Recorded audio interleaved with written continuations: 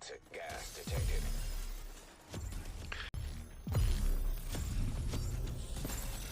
Oh yes, that's how you do it.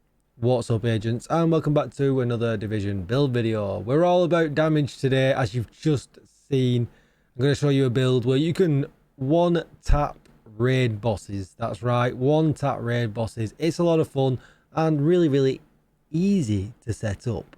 Before we get started, be sure to hit that subscribe button, give this video a thumbs up, and hit the bell so you are notified when I upload more Division videos. Even better, come over to Twitch and hit follow. I could be live streaming right now. And if you need any help at all with the Division, you'll find the link to my community Discord down below in the description. And with all that said, let's get started. Okay, so this build does require a little bit of setup. So what you've just seen, I actually wore the wrong chest piece. I kept the chain killer on and I should have used my perfect glass cannon chest piece. So I didn't exactly do enough damage, but you get the point. Other people were with me and we one tap these bosses really easy. So what you've got to do, the only thing you really need now, it's possible to do this in the Boomer fight, it's possible to do it with the brothers and then with Buddy and Lucy. The Boomer fight though, he has a lot more HP and requires a little bit more setup, so I'm not going to cover that. But what I will cover is the brothers and Buddy and Lucy, because it's really straightforward and you don't need a lot to actually do it. So the only thing you've got to think about first of all is your team setup. All of the specializations count. So someone on demo will really help. Someone with the crossbow will really help. Someone with the TAC 50 will really help. So just kind of share that out amongst you all. Someone with firewall again will really help. So just kind of share that out amongst it. Look at which buffs each one bring and just arrange your team appropriately. The next thing you need to think about is somebody that can do an overcharged hive. So for this fight, we generally just bring somebody with either a skill build or a healer build, whichever way around you want to do it. It really doesn't matter. The fight should be over within seconds anyway. As long as they can provide you a full overcharge, that's all that matters. So then moving on to how you actually do this. So let's talk first of all about the brothers, because that comes first in Dark Hours. What you need to do is build up your busy little B stacks and get as close to the maximum stacks as you possibly can before you start any of the fights. To do this in the brothers fight, the minute you leave the Boomer fight and you press the button on the wall, you'll cause drones to come into that area.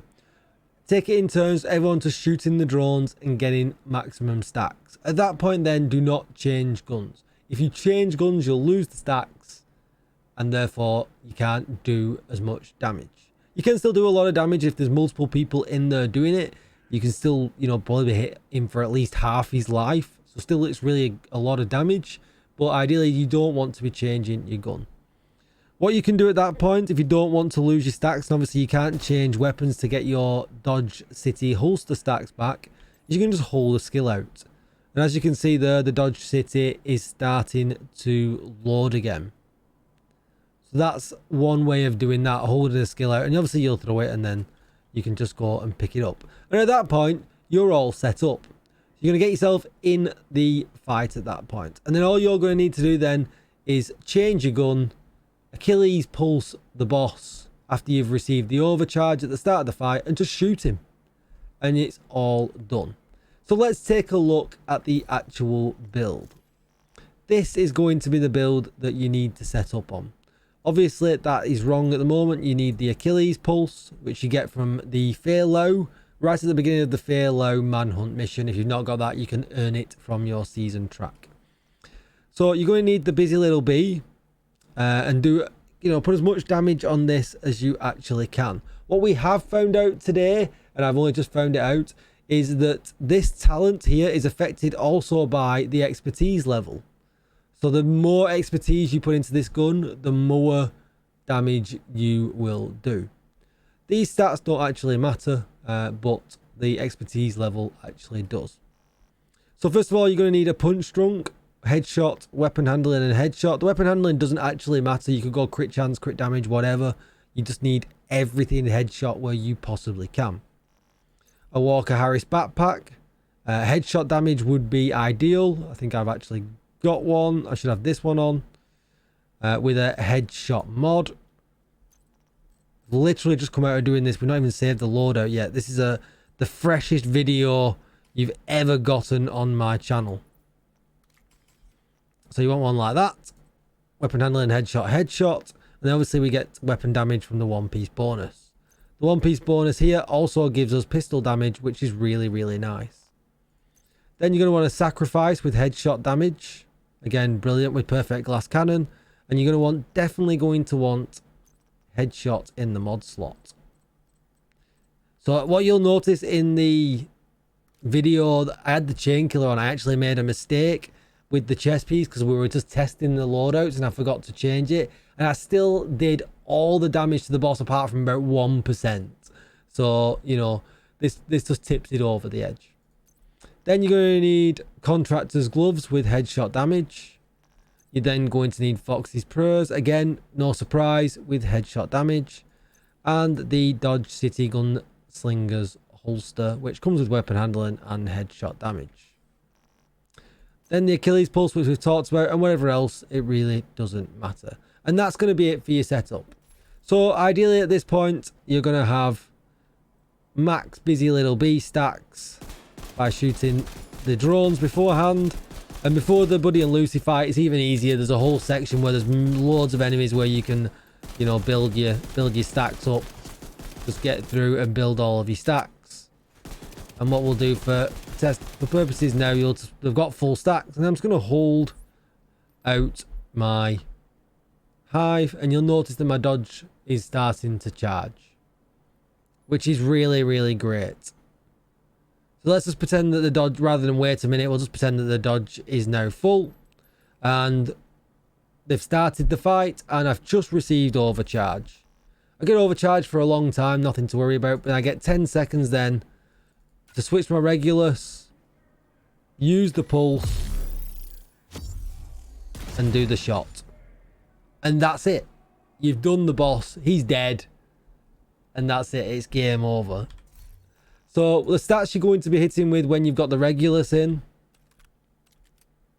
Here. I've got 245% headshot damage, 8% armor damage. And that's all that you need. Just remember, extra special, people running different specializations is really going to help. And this is there's probably way more buffs. So what you got to think about is as well the healing set. Is it the Future Initiative set? I forget its name. I don't think I've got it on me. I'm very rarely. Yeah, Future Initiative set. That will also give you a damage bonus if the person that's giving you overcharge is running that. That also helps. There's many other different things that speedrunners use to create more multiplicative buffs. But for now, this is just a crude way for us to help people through the raid, not have to worry about too many mechanics. We do a very similar thing in the first and second fight on Iron Horse as well, where we transfer damage using the negotiators, just so we can get people through, no stress and a lot of help. If you need help with the raids because you want the exotics and the DZs absolutely killing you, come on over to my Twitch channel, hit follow and catch me when I'm live and we will help you out. Also, you can come and grab me in the Discord down below as well if you're not sure about how to do any of that. You'll find the link in the description. Just grab me in the Discord and say, Tickle, I need some help, and we will be sure to help you out. I hope you enjoyed this video. Do comment down below if you'd like me to do a more in-depth kind of look at how to do the Iron Horse bosses. I don't mind running through that build as well. I'm not sure how many people are actually interested in these builds for the raids anyway, but this build's great for running around and just blasting heads anyway if you like running glass cannon. Thank you for watching, agents. Please consider hitting that subscribe button if you've not already. I'm grinding to 10k subs on YouTube. I'm hopefully trying to get it by the end of the year. It's a big grind, so if you're not subscribed, I really would appreciate it if you do.